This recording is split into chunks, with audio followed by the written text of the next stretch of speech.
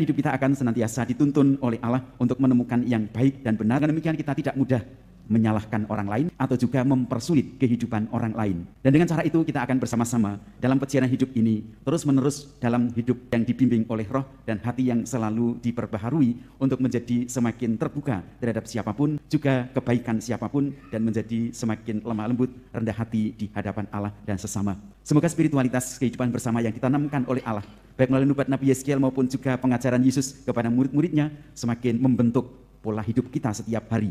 Kalau kita masih sering jatuh ke dalam kerapuan dan dosa kita, ajakan Nabi Yeskiel menjadi ajakan bagi kita untuk terus berefleksi, untuk hidup dalam kebenaran, untuk pembaharuan diri terus-menerus. Dengan demikian, kita tidak akan mudah untuk mempersulit orang lain maupun juga menyalahkan orang lain. Mari kita percayakan hidup kita kepada Allah, upaya-upaya untuk menyempurnakan diri kita agar kita hidup dalam keinginan yang baik dan juga dalam kesetiaan terhadap bimbingan Roh Kudus.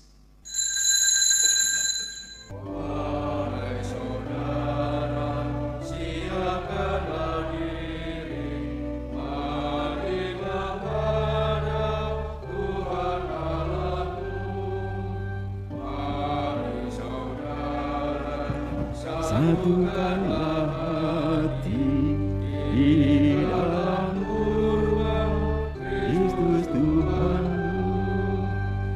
Kita pantas yang diundang pesta memuliakan Bapa kita. Marilah menghadap Tuhan Allahmu.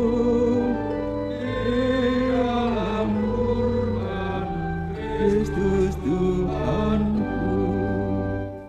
Dalam nama Bapa dan Putra dan Roh Kudus.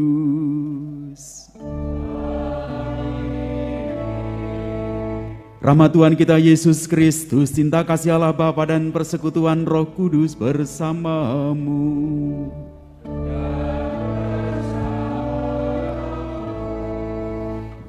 Romo terbudur, Ibu Bapak, Saudara-saudara, dan juga anak-anak serta para siswa yang terkasih, selamat pagi berkah dalam. Pada akhir pekan biasa yang ke-19 ini kita bersama-sama diundang membuka hati akan kebaikan Allah kepada semua orang, semua generasi, supaya kita juga mempunyai hati yang lembut, hati yang baik, terbuka terhadap kebaikan sesama, dan tidak mudah menyalahkan orang lain. Sabda Tuhan hari ini semoga semakin memperteguh panggilan kita untuk sehati dengan Kristus.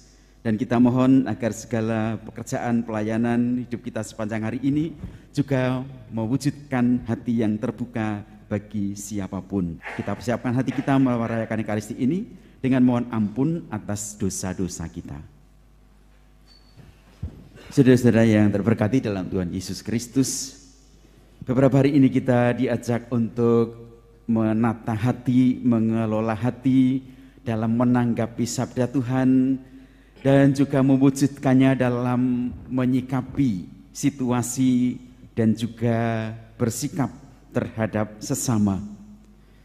Bacaan hari ini mengundang kita juga untuk semakin dalam mengelola hati kita, terutama di dalam menyikapi keadaan kita pribadi. Nubuat Nabi Yeskiel dengan tegas mengajak umat Israel untuk berefleksi atas kehidupan mereka sendiri, ketidaksetiaan kepada Allah, dosa-dosa ataupun juga kesusahan hidup itu supaya tidak ditimpakan kepada orang lain, menyalahkan leluhur, menyalahkan generasi sebelumnya. Dalam bacaan Injil, Tuhan Yesus menyadarkan para murid supaya mempunyai hati yang terbuka terhadap siapapun, juga termasuk anak-anak yang malah oleh Yesus dijadikan lambang kelemah lembutan, kerendahan hati, ketulusan. Para murid yang menghalang-halangi anak-anak datang kepada Yesus adalah sikap hati yang tertutup terhadap mereka yang dipandang kurang begitu penting di dalam hidup mereka. Maka seruan dalam Mazmur tanggapan, ciptakanlah hati yang murni bagi kami ya Tuhan, Selaras dengan apa yang disabdakan Tuhan Allah melalui Nabi Yeskiel, yaitu perbaharuilah hati serta rohmu. Artinya apa yang kita laksanakan di dalam kehidupan di tengah-tengah umat manusia, di tengah-tengah sesama, juga dalam keluarga, pertama-tama adalah kita merefleksikan hidup kita pribadi. Apakah hidup kita sudah menjadi orang benar? Kalau nubuat Yesus mengatakan orang benar itu adalah orang yang melakukan keadilan dan kebaikan. Dalam bahasa Jawa sering diterjemahkan dengan dua kata, urip bener, yo bener. Mengikuti apa yang ditentukan oleh hukum, itulah keadilan. Tetapi juga mempunyai hati yang berbelas kasih dan murah hati, itulah kebaikan yang menjadi tuntutan anak-anak Allah. Sehingga tuntutan untuk membaharui hati serta roh itu merupakan kesatuan niat baik kita dan juga kesetiaan kita terhadap bimbingan Roh Kudus sendiri. Inilah kehidupan spiritual umat beriman, tidak hanya mengikuti keinginan hati pribadi, tetapi juga dalam ketaatan terhadap Roh Allah. Dengan demikian hidup kita akan senantiasa dituntun oleh Allah untuk menemukan yang baik dan benar. Dengan demikian kita tidak mudah menyalahkan orang lain atau juga mempersulit kehidupan orang lain. Dan dengan cara itu kita akan bersama-sama dalam perjalanan hidup ini terus menerus dalam hidup yang dibimbing oleh roh dan hati yang selalu diperbaharui untuk menjadi semakin terbuka terhadap siapapun, juga kebaikan siapapun, dan menjadi semakin lemah lembut, rendah hati di hadapan Allah dan sesama.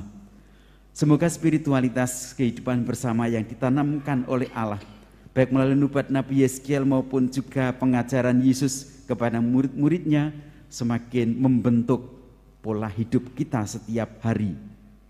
Kalau kita masih sering jatuh ke dalam kerapuan dan dosa kita, ajakan Nabi Yeskiel menjadi ajakan bagi kita untuk terus berefleksi, untuk hidup dalam kebenaran, untuk pembaharuan diri terus menerus.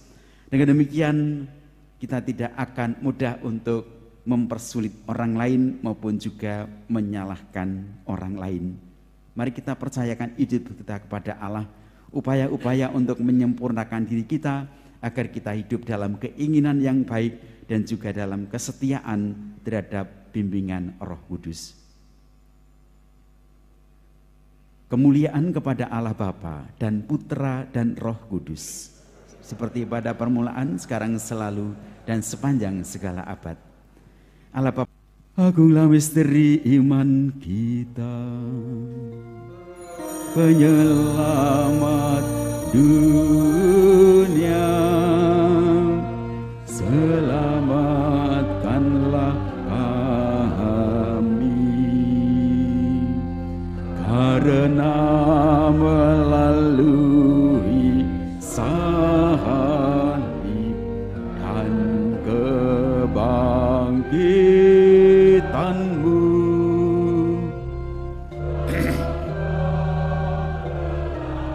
membebaskan kami. Janganlah menghalang-halangi anak-anak datang kepadaku, sebab orang seperti merekalah yang empunya kerajaan surga. Tuhan bersamamu.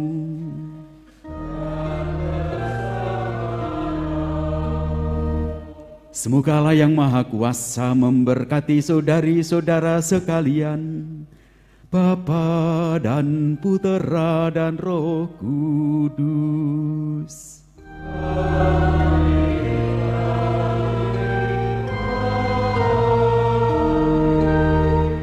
Dengan demikian para kasih kita sudah selesai.